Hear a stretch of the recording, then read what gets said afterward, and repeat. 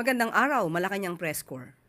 Kapakanan ng mga kasundaluhan, kapulisan at uniformed personnel, isa sa mga prioridad ni Pangulong Marcos Jr.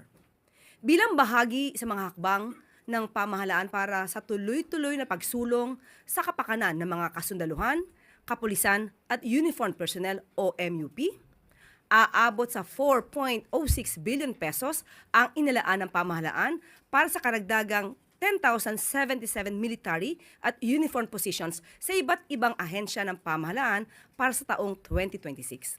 Magpapatuloy din ang salary increase at pagtaas ng subsistence allowance ng ating MUP, isa sa mahalagang sektor na binibigyang halaga ng pamahalaan.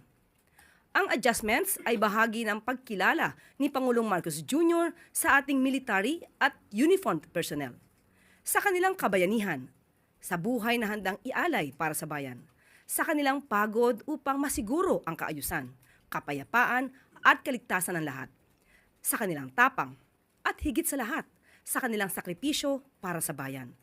Sa ilalim ng 2026 budget, malinaw ang mensahe ng Pangulo, may gobyernong nakatindig para sa lahat ng ating kasundaluhan, kapulisan at uniformed personnel. Sa ating MUP, maraming salamat sa inyong serbisyo, sa inyong sakripisyo at sa inyong tapang at pagmamahal para sa bayan.